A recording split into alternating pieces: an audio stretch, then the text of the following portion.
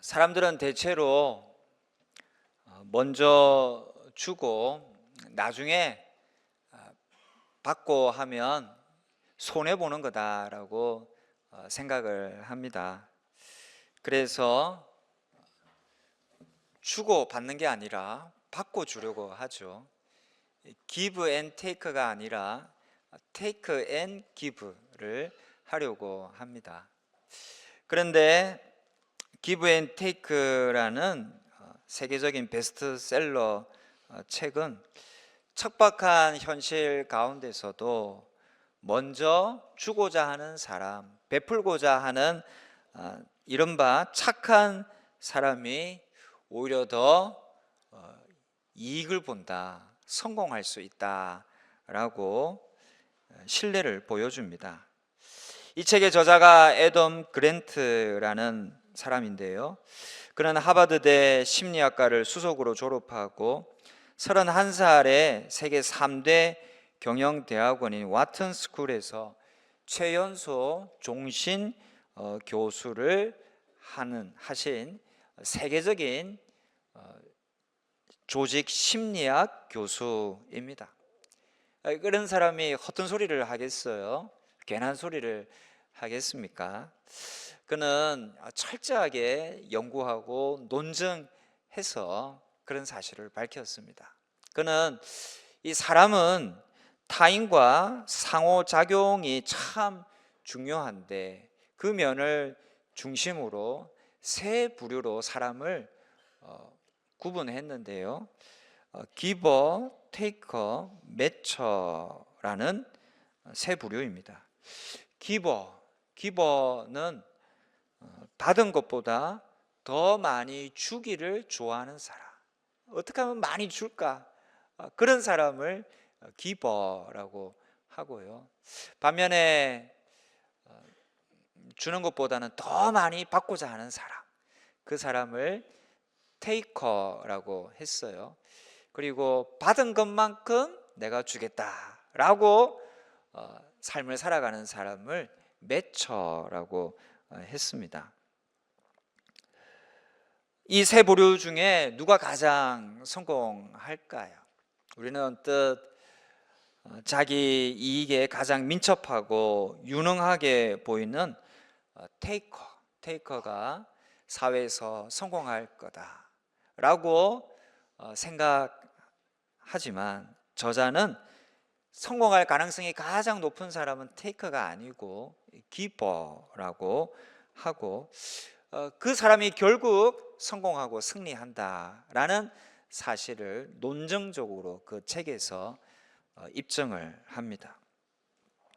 주는 사람이 물론 단기적으로는 손해를 보죠. 하지만 장기적으로는 그들의 진심과 도움을 기억한 사람들에 의해서 더 크고 많은 기회를 얻게 되고 그 기회를 활용함으로 그 사람이 결국은 승리한다라는 말입니다. 이것이 진리입니다. 이 진리에 대해 우리 예수님께서 벌써 말씀을 해 주셨죠. 그게 사도행전 20장 35절 말씀이에요. 우리 빨간 부분 같이 읽겠습니다. 또 주 예수께서 친히 말씀하신 바 주는 것이 받는 것보다 복이 있다 하심을 기억하여야 할지니라. 아멘. 받고자 하는 테이커보다 주고자 하는 기버, 그 사람이 더 복이 있다. 성공하고 승리한다. 이게 진리인데 예수님이 벌써 그 진리를 말씀해 주셨던 겁니다. 성경 사도행전에 나오는 초대 교회는요, 이 진리를 믿고 또 실천한 공동체였어요.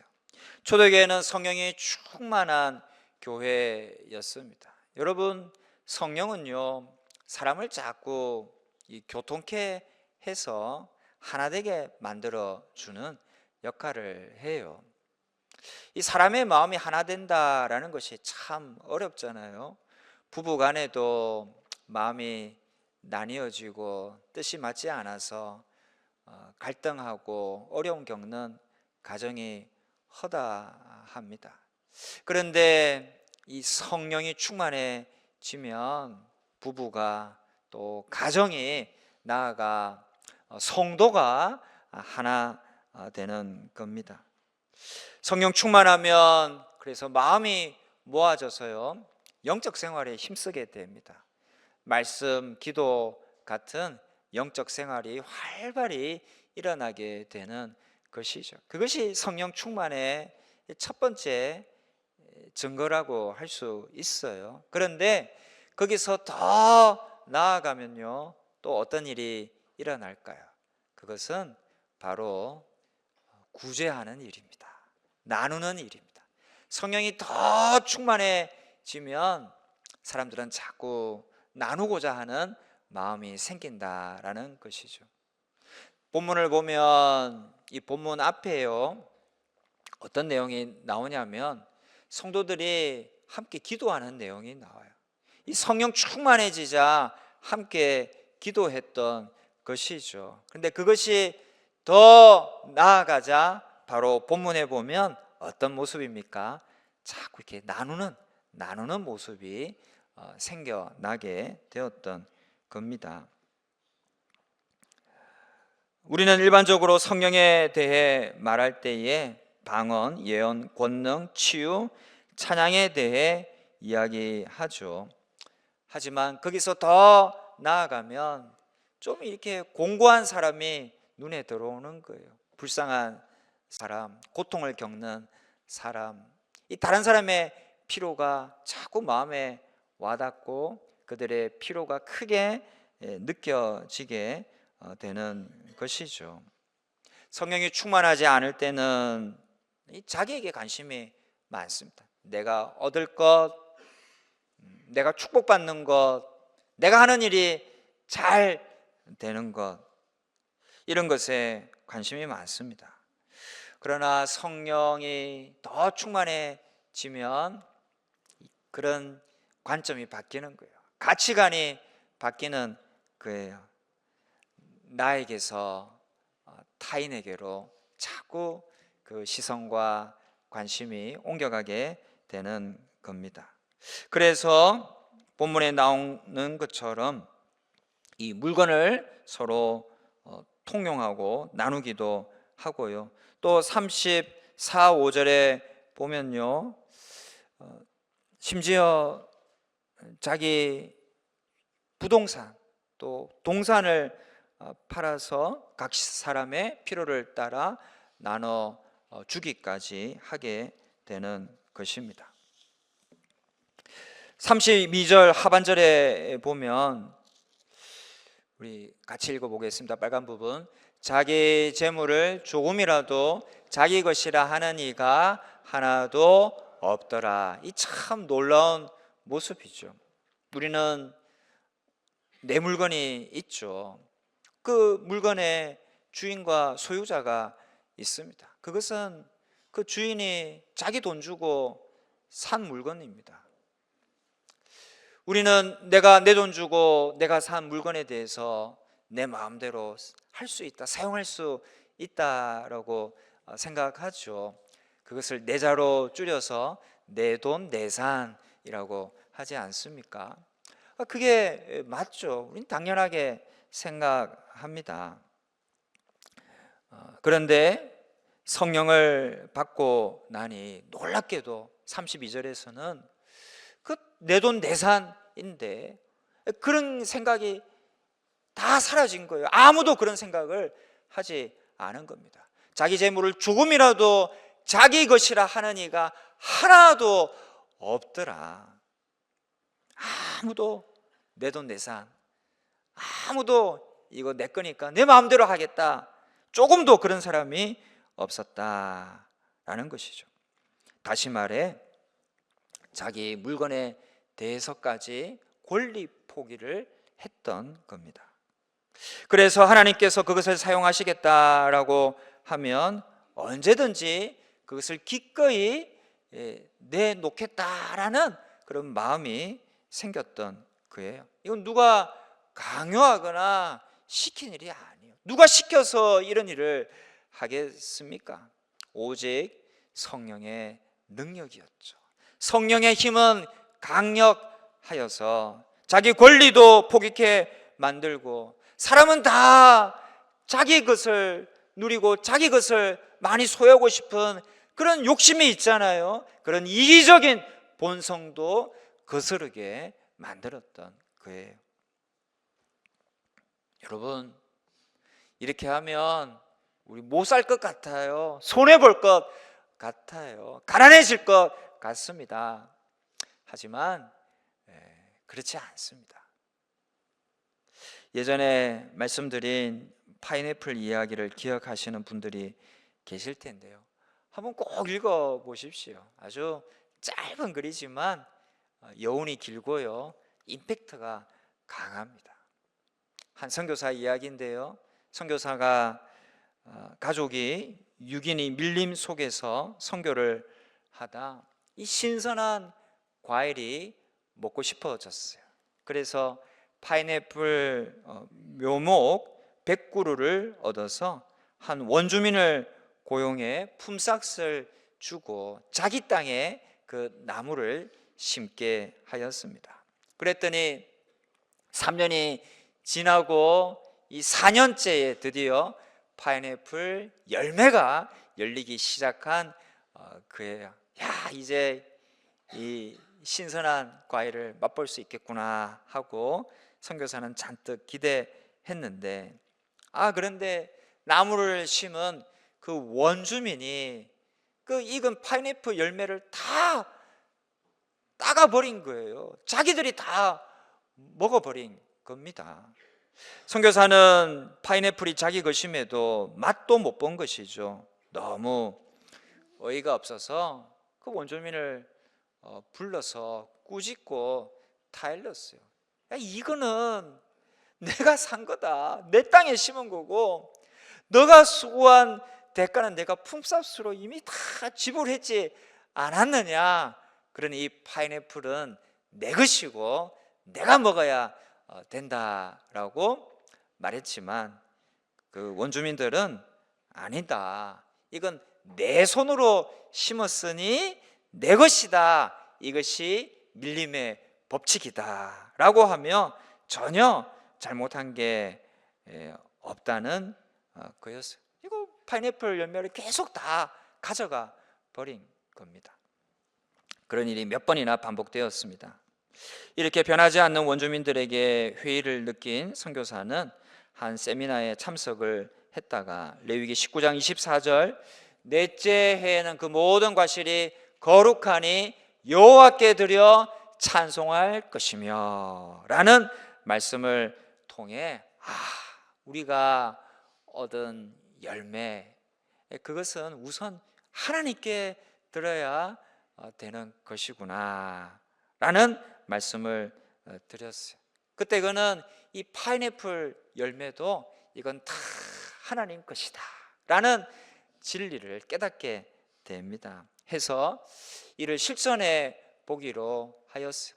돌아가서 파인애플 가수원을 하나님께 드렸습니다. 하나님 것으로 인정을 했던 것이죠. 해서 이제는 파인애플이 없어져도 신경이 쓰이지 않았습니다. 자기 것이 아니었기 때문이죠. 주님의 것이니까 내가 얻지 못했다고 신경 쓸 필요가 없었던 거예요. 그는 계속해서 파인애플이 없어지는 것을 보면서도 그냥 내버려 두었어요. 그러자 신기한 일이 일어났습니다. 선교사가 파인애플을 하나님께 드렸다는 것을 안 원주민도, 아니 그러면 우리가 지금 하나님 것을 훔쳐가고 있다는 말이냐? 우리가 하나님의 것을 훔쳐서는 안 되지 하고 말하였습니다. 그래서 더 이상 파인애플을 가져가지 않았어요. 파인애플이 익어 떨어져서 썩어갔지만 아무도 가져가지 않았습니다. 선교사는 썩어가는 파인애플을 바라보면서 썩을 바에야 원주민이 가져가는 것이 낫겠다 싶어서 원주민 보고 그거 다 가져가라 라고 했어요. 그러자 이 원주민들이 파인애플을 따서 드디어 선교사에게 먹으라고 가져오는 것이었습니다. 그 선교사는 파인애플을 맛보고 또 원주민과 함께 파인애플을 먹으며 기뻐했다라는 그런 허무한 이야기가 이 파인애플 이야기예요. 제가 아주 간략하게 요약 말씀을 드렸는데 여러분 인터넷에도 있어요. 한번 풀 스토리를 보십시오. 아주 감동이 있습니다. 선교사가 파인애플이 이거는 내 소유고 내 것이다 했을 때에 전혀 자기 것이 되지 못했고 오히려 막 화만 나고 기분만 나빠졌어요. 그러나 자기 소유임에도 이것의 주인이 하나님임을 인정하고 권리를 포기했을 때에 그는 함께 기뻐할 수 있었고 그 땅이 주는 유익도 얻을 수 있었고 그 형제들, 이웃들, 원주민들과 좋은 관계를 맺고 함께 또 먹으며 행복할 수 있었던 겁니다. 놀라운 축복을 받은 것이죠. 이렇게 여러분 모든 것이 하나님 것이다. 그 사실을 깨달아 권리를 포기하면 이런 기쁨과 또 유익이 오게 되는 겁니다. 주면 드리면 받는 거예요. 내 것이라 주장하면 오히려 못 받지만 드리고자 하면 주고자 하면 도리어 받게 되는 겁니다. 어느 선생님이 아이들에게 과거, 현재, 미래 시제를 연습시키기 위해 시험 문제를 냈어요. 나는 준다의 미래형은 무엇일까요? 하는 문제였습니다. 답이 뭐예요? 나는 줄 것이다. 그렇죠? 그런데 어느 학생이 이런 답안을 제출했습니다. 나는 받는다라고 낸 거예요. 이게 맞아요? 틀려요? 문법적으로는 틀리죠. 하지만 인생의 진리 속에 놓고 보면 이게 맞는 거예요. 주면 받게 되는 거예요. 오히려 더 좋은 것으로 받게 되는 겁니다. 그래서 성경은요 곳곳에서 이 나눔과 그 유익을 누누이 강조합니다. 잠언 11장 24, 25절에 흩어 구제하여도 더 부하게 되는 일이 있나니 과도히 아껴도 가난하게 될 뿐이니라. 우리 25절 같이 읽습니다. 구제를 좋아하는 자는 풍족하여질 것이요 남을 윤택하게 하는 자는 자기도 윤택하여 지리라. 우리가 나누는 자가 풍족해지고 윤택해진다라는 겁니다. 전도서 11장 1절 같이 읽습니다. 너는 내 떡을 물 위에 던져라. 여러 날 후에 도로 찾으리라. 아멘. 저 말씀은 투자할 때에 몰빵하면 안 되고 분산 투자해야 된다. 그렇게 적용이 되기도 하는데요. 그러나 1차적 의미는 구제를 말하는 것이죠. 여러 곳에 구제해라라는 겁니다. 그러면 그게 결국은 다 자기에게로 돌아온다라는 진리를 말씀하고 있는 것이죠. 우리 주님도 이 나누는 자가 복이 있다. 나누는 자에게 유익이 있다. 그가 주는 것보다 오히려 더 많은 복을 받는다라고 약속을 하셨어요. 누가복음 6장 38절 보십시오. 빨간 부분 같이 읽습니다.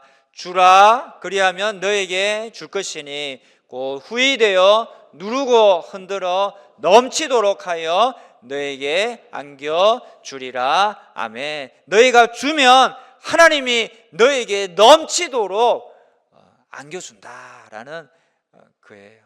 또 누가복음 12장 33절입니다. 같이 읽어요. 너희 소유를 팔아 구제하여 내가 지지 아니하는 배낭을 만들라. 곧 하늘에 둔 바 다함이 없는 보물이니 거기는 도둑도 가까이 하는 일이 없고 좀도 먹는 일이 없느니라. 아멘. 나누는 것은요 하늘 나라에 썩지 않는 낡지 않는 배낭을 만드는 일이다라는 것이죠. 우리 땅 위에 재물을 쌓아도 좀이 먹죠. 도둑이 들어오고 또 헛것처럼 되기가 쉽죠. 근데 하늘나라에 보물을 쌓아두는 것은요, 그 낡아지지 않는 배낭이에요. 그게는 썩지 않는 거예요. 좀 먹지 않는 것입니다. 뭐가 하늘나라의 보물을 쌓는 일이 되느냐? 바로 나누는 것, 구제하는 것이 하늘 보물을 쌓는 일이 된다라는 거예요. 여러분, 얼마나 귀합니까? 얼마나 복스러운 일입니까?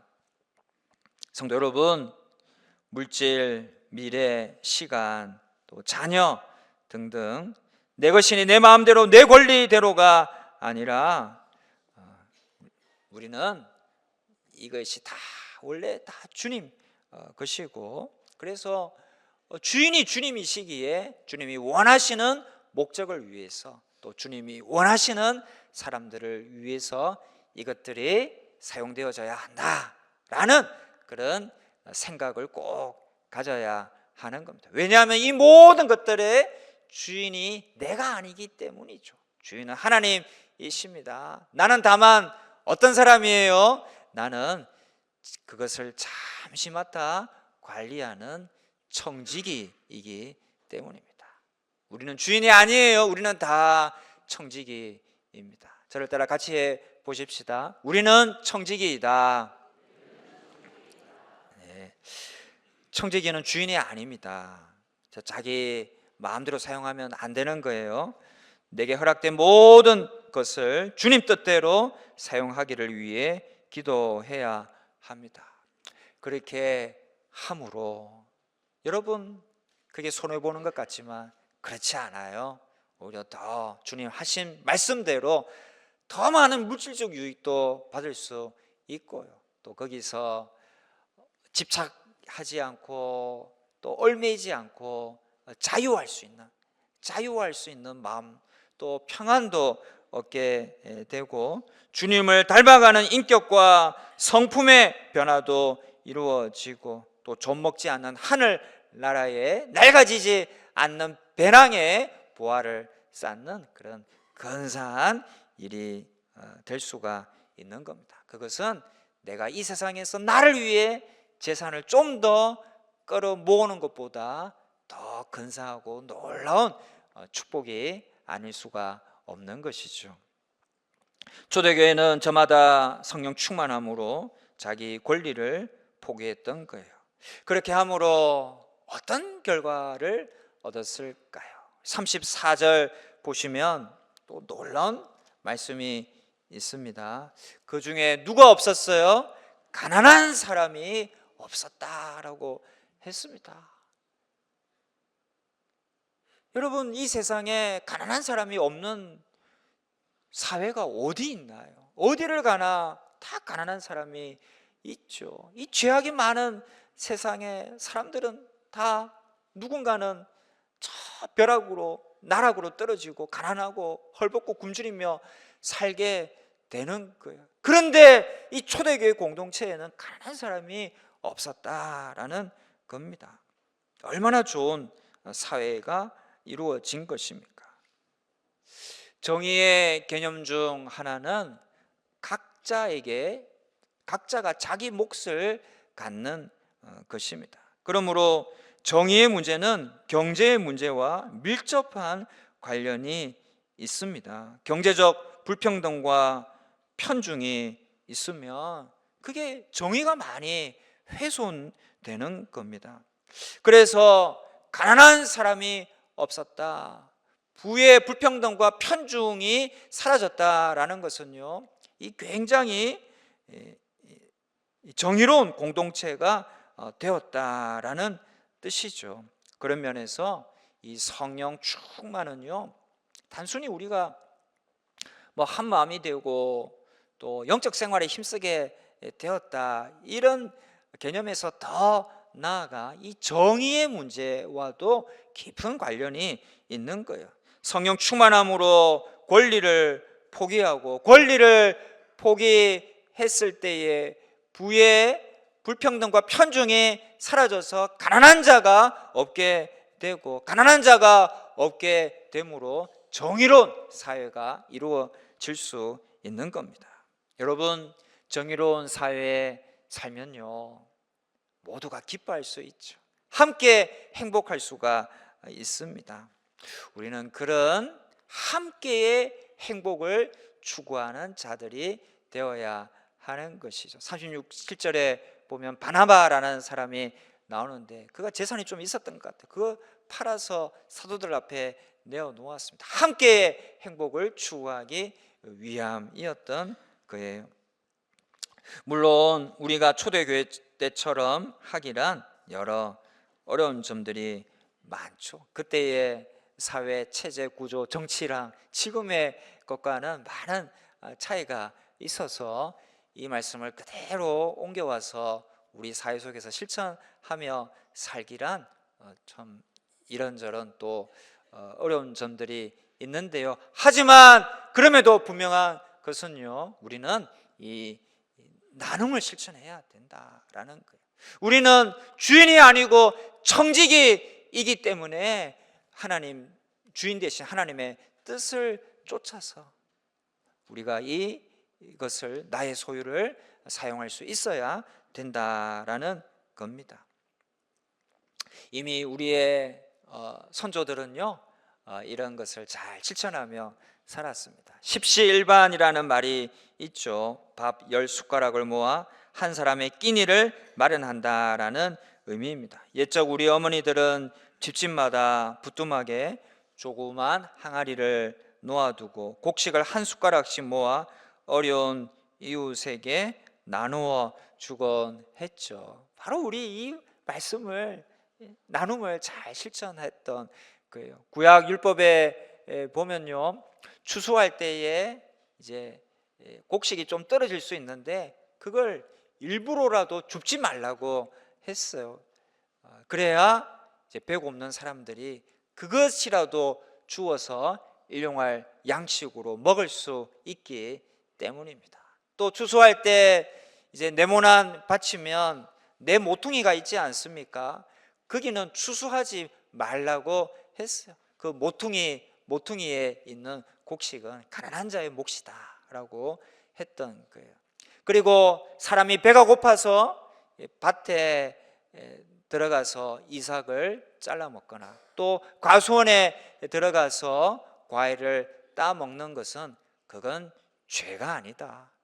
배고파서 한 일은 그거 다 봐줘야 된다. 그래야 이들도 배고프지 않고 살아갈 수 있다라고 했습니다. 바로 나눔을 실천토록 한 구약의 율법이었던 것이죠. 여러분, 이런 말씀, 이런 우리 선조들의 좋은 전통, 이 우리가 간직해서 우리도 나눔에 힘쓰는 자들이 되어야 하겠습니다.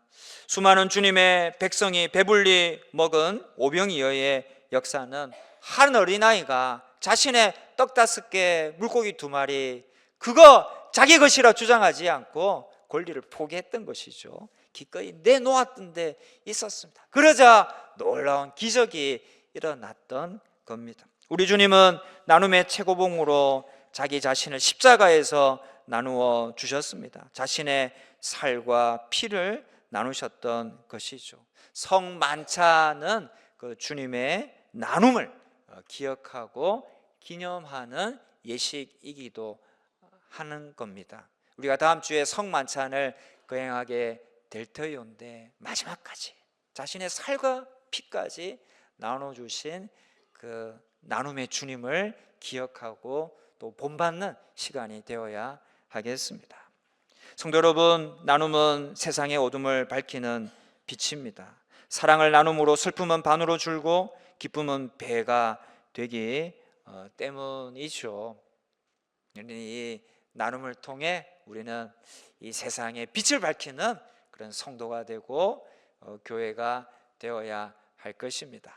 그런데 여러분, 이 나눔이라는 것은요, 꼭 물질적인 것만을 나눌 수 있는 거 아니죠. 또 큰 것만을 나눌 수 있는 것도 아닙니다. 작고 작은 눈이 모이고 모여서 온 세상을 덮듯이 작은 친절, 작은 배려, 작은 나눔이 모이면 온 세상을 바꾸어 나갈 수 있는 것이죠. 이 작은 것이라도 참 소중한 겁니다. 그리고 꼭 물질만 나눌 수 있는 거 아니죠.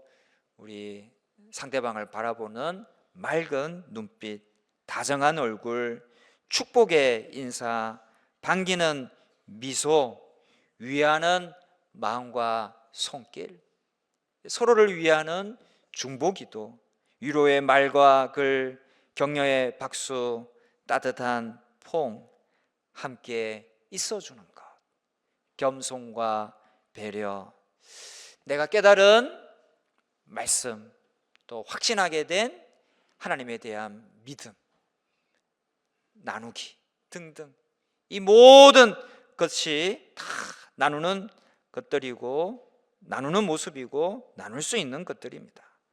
이런 거 할 수 없는 사람 있나요? 이런 거 없는 사람 있나요? 다 있죠. 다 할 수 있습니다. 우리는 누구나 다 이 나눔을 실천하며 살아갈 수 있는 것입니다. 그렇게 나눌 때요, 내게 기쁨이 있는 거예요. 관계가 좋아지는 거예요. 행복을 얻게 되는 겁니다. 나도 좋지만 그 일을 보시고 우리 하나님도 함께 하시고 하나님이 기뻐하십니다. 이게 얼마나 놀라운 복입니까? 이런 찬양이 있어요. 사랑의 나눔 있는 곳에 하나님께서 계시도다. 짧지만 참 좋은 찬양입니다. 우리 같이 한번 불러보시겠습니다. 사랑의 나눔 있는 곳에 하나님께서 계시도다. 사랑의 나눔, 사랑의 나눔 있는 곳에 하나님께서 계시도다. 한 번 더요. 사랑의 나눔이 있는 곳에 사랑의 나눔 있는 곳에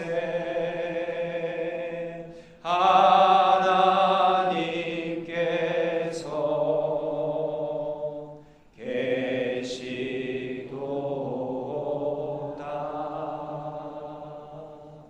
여러분, 하나님이 나와 함께 하심을 느끼고 깨닫는다면 그 삶이 얼마나 기뻐요. 얼마나 복된 삶이 되겠습니까? 그리고 우리 인생이 참 깊어지는 거예요. 하나님이 함께 하시는데 어찌 깊어지지 않겠습니까? 어떨 때 하나님이 함께 하십니까? 사랑의 나눔이 있는 곳에 우리가 자꾸 나눌 때에 샘물을 퍼면 거기서 또 맑은 물이 솟아오르듯이 우리가 나누고 베풀 때에 거기서 새로운 인생이, 행복한 인생이, 또 기쁜 삶이 샘솟듯 내 속에서 터져 나오는 거예요. 우리 그리스도인의 삶이 그런 삶이어야 하는 겁니다. 주면 또 받고요, 또 주면 행복해지는 거예요. 기브 앤 테이크가 기브 앤 해피가 되는 겁니다. 남에게 많이 나누어 주는 것 처음에는 손해 보는 것 같지만 사실은 결국에는 그것이 내게도 큰 유익이 되고 이익이 되고 또 기쁨이 되고 행복이 되는 겁니다. 성도 여러분, 나누면 해피해집니다. 나눔에 기쁨이 있습니다. 우리가 속한 공동체, 특별히 교회 공동체 속에 좋은 것들이 참 많죠. 나만 가지고 있기보다는 자꾸 나눕시다. 흘려보냅시다. 베풀어 주십시다. 그것을 무엇이든 좋은 것을 즐겨 나누어서 그 나눔을 통해 모두가 함께 기뻐하며 살아가는 저와 여러분 다 되시기를 주님의 이름으로 축원합니다.